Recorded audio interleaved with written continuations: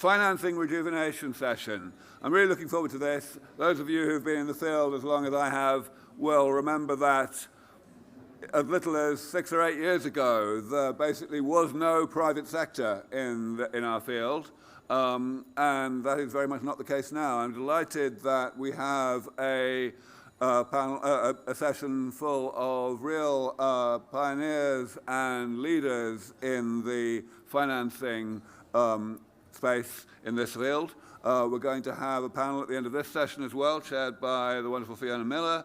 But in the meantime, I shall introduce the speakers.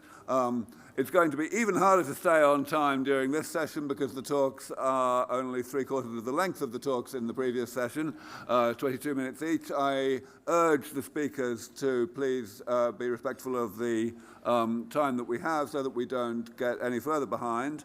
But I will start now, without further ado, by bringing the first speaker up. I should also, first of all, say that we're going to change the order of the speakers because Tobias Reis-Merks is still driving here, apparently, hasn't quite arrived, so we'll put him last. But first and foremost will be Jan Adams from Apollo. Jan, please come up and regale us. Well, great to be here. Pleasure. Thanks very much to the organizers, Aubrey, for having me. It's my first time here at this format. I have been to Dublin prior, but really that's my first time with the LAF organized event here. So pleased to be here. Just as a disclaimer, this is just what I'm telling you today about Apollo and how we look at the aging lens and making this a commercial opportunity. It's just our view. Yeah? There are different stances that you can take here, but just to give you an idea on how we look at the space and how we implement the things that we see from an aging science biology perspective to make this a commercial opportunity. Now, I'm a partner with Apollo Health Ventures. It's a venture capital fund based in Berlin and Boston. We manage roughly 200 million USD and are active in the field since 2017. And as said, at the core of our investment thesis, we have a particular focus on aging biology. Now, the dream of longevity, extended health span, and the long life has been with humankind ever since, and you see this on this picture here. It's a drawing from 1550, and obviously it seemed pretty easy back then in time. You just got into the fountain, you get in, aged on the left-hand side, you get through the fountain, and you emerge rejuvenated, ready for prime time. As we all know, it's not that easy, unfortunately. If you have time at the end of the talk, please remind me to give you the explanation why there are only women in the fountain. I have 3 parts to the talk today. The first one really is about the elephant in the room. Is aging, is this a malleable trait? And the consequences, if the answer to that is yes, I might be preaching to the converted here, but still, it is to give you an idea on how we see and how we look at this from an investor's perspective. Number 2 is a glimpse on a part of the DNA that we do at Apollo in order to translate aging biology, aging science into startups and commercial endeavors. And number 3 is really giving you a short outlook on what we, from an investor's perspective at Apollo, think is still missing in the value chain to make aging science, aging biology into bona fide regulated therapeutics. With that, and many of you might have seen that, just to give you an idea on the scale of the opportunity here and also the scale of the challenge here that we're looking at, which entices investors alike, as you folks coming more from the science and the biology perspective. Aging is is number 1 predictor of mortality and morbidity.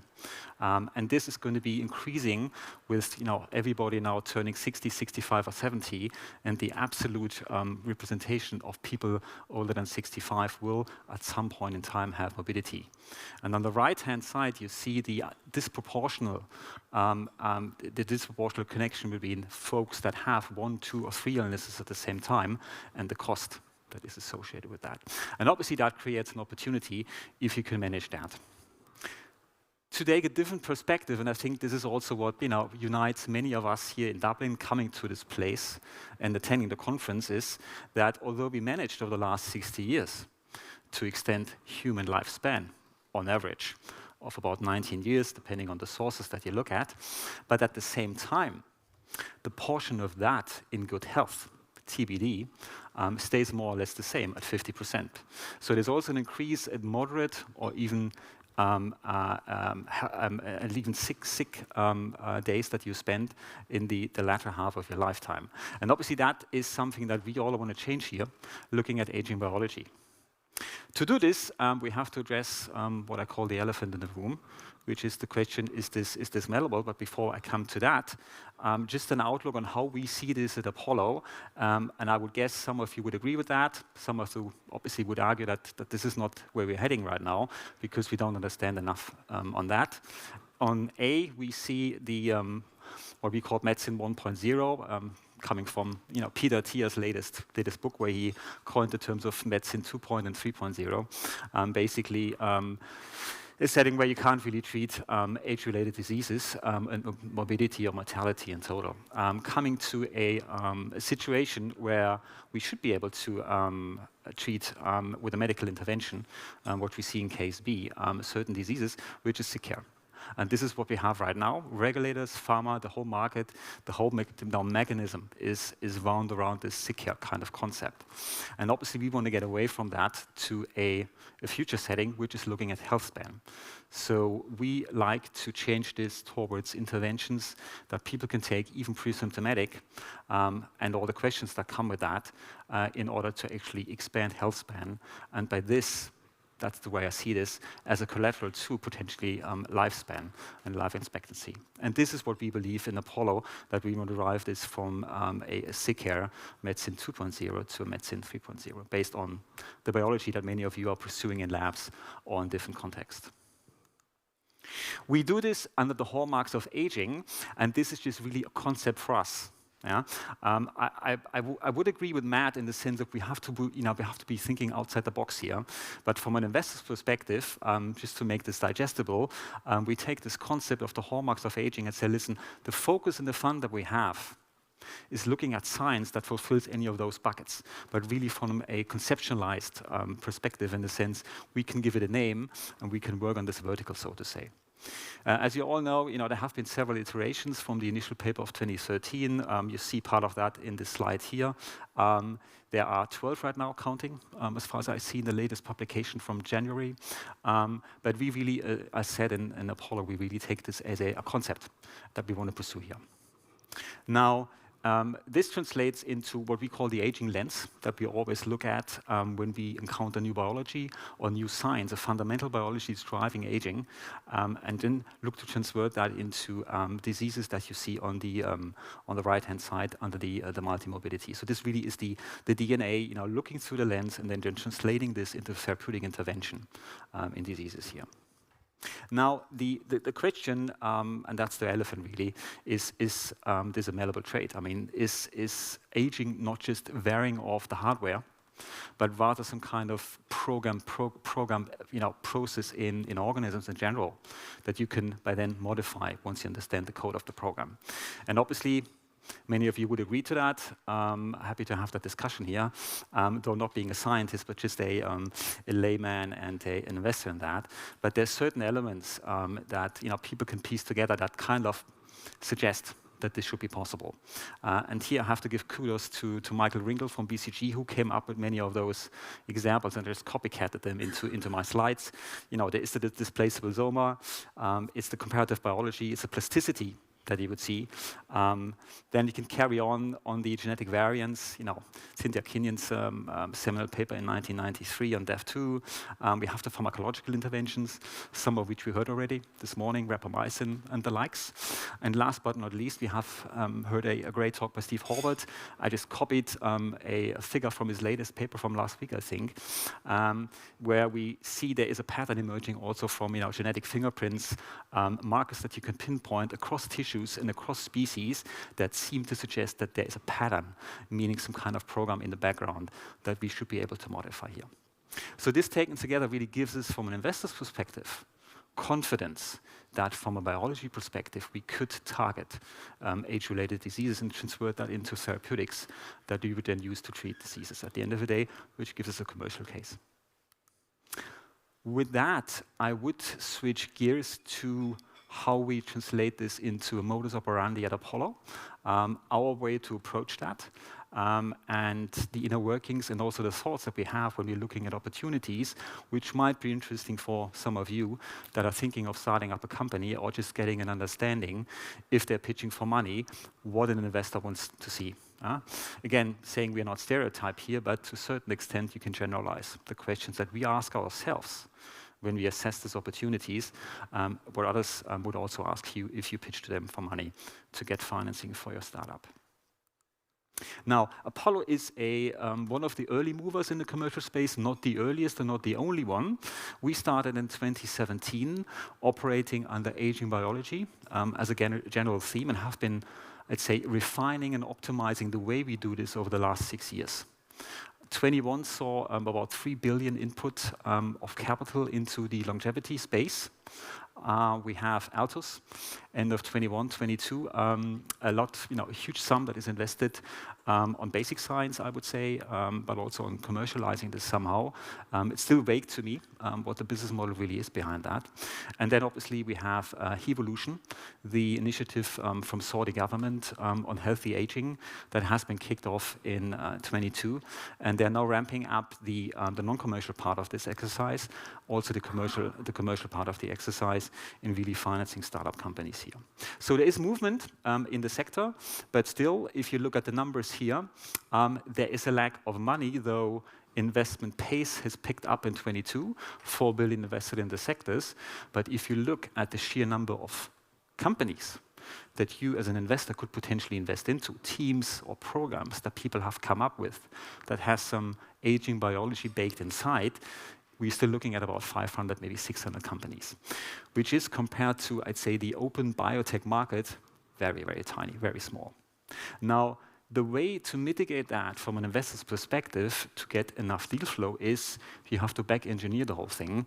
You have to become the company creator at the end of the day, meaning you really have to connect to the folks that have the aging biology, that command a certain modality, or that have a particular understanding in the aging space. And then from that, do all the things that usually founders would do in order to create your own startup and to create your own deal flow. And this is also part why I'm here today, to actually excite you about that. And if you're thinking about spinning out something out of your lab, or this is your dream and you always wanted to do that, please give me a shout and we can have a conversation on that. Now, I want to spend some time really on what we do looking through the lens, and then introduce to you what we call venture creation, which is essentially the company building that we have to do based on the biology. But let me first look at the lens that we are looking through from an aging perspective. I just grouped the hallmarks here in 3 different buckets on a molecular, the cellular, and tissue level. You've seen that many times over. And really what we want to do with that, once we identified interesting biology that we believe in and have conviction in, we want to translate that into novel therapeutics. And then roll this out in bona fide indications that we see in a market like inflammation, DNA repair, immune system, and the likes. FDA understands that, the payers understand that, and pharma understands that in the first place. So this is really how we approach this from a commercial perspective. Now, we have 2 sources of how we find targets. Again, just to give you the inner workings of how we do it and why and what questions we ask when a proposal comes through the door. It's on the right-hand side, what we call traditional part of the deal flow. Team just pitch to us. They give us a call, they send us a deck. We meet them at events, and then the conversation gets going. But there is a team and there's a plan in place that they're executing upon. And the question for us is always, does that somehow fit this concept of aging biology, the hallmarks of aging? Not to say there has to be 100% fit, but there has to be some kind of, it's falling under the umbrella. Ideally, it's kind of out of the box, obviously. That would be super to have. Yeah. And then we have the active venture creation. Really means we are reaching out to founders at universities, at translational centers, and make them to start up something with us. The process, how we do this, is a very simple stage gate process, which goes from the sourcing and the selection of a certain topic to building the whole company and then putting the money into financing at the end of the day and get this up and running. I'd like to just focus on two elements of that. One is the ideation. And again, this is by no means meant to be exhaustive, but these are some of the questions that we ask ourselves when assessing biology, talking to folks, reading primary literature, or just attending, exhibitions or poster talks. Conserved mechanisms across species and from an evolutionary perspective is always great to have. Preclinical data in animal models, either overexpressing or knocking out certain biology or targets. Obviously, some human clinical evidence on the target or the pathway that could modify some of the biology, and then we necessarily always look for GWAS and genetic association in certain diseases and a potential target or a biology that we want to target, and we're discussing with a founder to set up a company. The second one is the due diligence, and here in particular coming up with a plan to get what we call a killer experiment going, meaning a very early on go no-go decision in the development process and in the stage gate process, in the sense of if this works out, we increase our conviction on the biology. If it doesn't work out, then obviously we might want to reconsider whether this biology can deliver and how we can fix this or we can't. What we do there, and again, by no means exhaustive, it always depends on the situation, but in the classical sense, and that's scenario 2, the biology is doing somehow what you want. It has a longevity effect or some essence of rejuvenating or health span effect, but you don't know the target really. And what we often do and have done in our portfolio is building out phenotypic screens that a priori kind of try to capture that, which is akin to the machine that matches introduced to you, in the sense of we throw small molecule perturbations on the screen and see is there anything there that pushes the system towards where we want it to be pushed in the sense of a positive effect on the biology. And then obviously the tricky part is the deconvolution of the biology behind it. It has become much simpler, not saying it is simple, but there are a couple of techniques now around that help us to then, once you have something, to identify what the target is, because this is what it is at the end of the day that you have to do. You have to show people, you have to show the regulatory authorities, the payers, and pharma in particular. You have to show them, what's the target in the biology that you're looking for and that you want to impart upon. Now, the whole process here in total takes anything between 6 to 12 months. It's pretty labor intensive because it's not just the R&D plan that we come up with from internal or in addition with external advice and input. It's also the talent that we have to recruit into those teams. Somehow it's semi-virtual.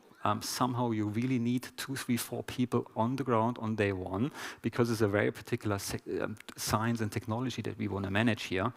And to a certain extent, most of the time we also recruit people from the lab, because there has to be some knowledge transfer from the lab that the science came out of in the first place when we do this creation. Then there might be some IP involved, so we have to talk to stakeholders there in the background to secure the IP and get this all together in one point in time. And I said this is a 6 to 12 month process usually, with all the breakpoints in the middle on the cascade here, or simply you can't come to deal terms. So you really have to be mindful of how much time you want to spend on that going forward. I have 2 case studies here, just briefly, also being mindful of time here and making Aubrey happy. Samsara and Booster Therapeutics, part of our portfolio. We really got excited about proteostasis. So really the ability of cells to control the amount of certain proteins that they have and getting rid of malfunctioning or non-functioning proteins here. As you all know, this is pretty relevant for neurodegenerative diseases. And we have 2 different flavors here of platforms that we have built based on science that we discovered that target the proteostasis. Samsara is looking at autophagy as a very fundamental process that the cell uses really to control this. And Booster is an example of a degrader platform, which we think is pretty differentiated and gives you a different angle on that. Both we are looking to implement using small molecules to be able to penetrate into the brain and have a more playbook, I'd say, development path there to get to drug or a development candidate at the end of the day. Said all of that here. Skip that. Leave some time for questions at the end. Now, brings me to Outlook. 2 more slides. We are looking at it kind of from a holistic perspective, so really spanning the sector from the initial science over the implementation from an R&D perspective up to the market, in the sense of really commercializing and turning what we created in terms of data into commercial value in some kind of deal. Could be a licensing deal, it could be an outright acquisition of the company, or it could be a collaboration with a pharma partner at the end of the day. So this is no different from any other VC that is investing into biotech companies. It's the usual traditional biotech piece and play that people execute upon. Now, if you look at that value chain, there are a couple of players that we feel, now looking at this very specific investment thesis that we have at Apollo, looking at aging biology, that we feel still need improvement. And we have heard of some of those this morning, and we'll hear more of that, I think, tomorrow and on the last day of the conference. I think we're doing well on biology. There's plenty of interesting advances that we, at least looking through the investor's perspective, can benefit from and can tap into and have meaningful discussions with. On the drug design, I mean, it's particularly deconvoluting complex phenotypic readouts that people like and want to understand to a target and a biology, and really making a case of, I can explain that phenotype, what I'm seeing here high level, with a certain biology and a target that I can explain to other folks here. Then obviously in the preclinical space, it's about models, and models that could be predictive for an effect from a health span perspective, translating it from this particular model to a human setting later on. In the clinical, obviously, we heard this too, it's about the endpoints. How would you justify versus in a discussion with FDA or other regulatory authorities, treating people pre-symptomatic or just at the verge of becoming symptomatic? Is this composite endpoints? Is this serum markers? How would you get away with that? It's about reimbursing. It's getting this mindset shifted from a sick care to a more healthcare or preventative setting, which we think is a necessity going down the road. If you just look at the numbers here, and then last but not least, it's the embrace by pharma. They need role models, they need proof, and they need, I'd say, a bit more faith in collaborating with small startups and even groups and tapping into that. Now, we are working on that from Apollo perspective. We have 3 companies in the portfolio that could serve as a role model, amongst many others that we see in the market. You see Ovian, Apollo, and Samsara. They'll all be entering clinics with their lead programs in the next 6 to 12 months. And obviously, we hope for the field, but obviously also for the fund, that we will get some interesting data from these clinical trials. With 20 seconds left, last slide. Where are we today? We treat disease. It's the sick care. We have the provocative, I'd say, vision from a fund that we could potentially be in the position to delay aging in 10 years from now. And if you understand the machine even a bit more, we could come to a reversing of aging in the next 25 years. With that, I pause and leave it to questions. Thank you. Thanks so much, Jan. We got time for at least one question anyway. Do I have a quick question? It better be very quick. There you go, one over there. Hi, so that was a great talk. We have a company based in Australia. Does your VC fund outside of Boston or the US? Yes, we do. Sorry, I forgot to say that. It's Europe, US. All right. Please talk to me. That's what I like. First question, first answer.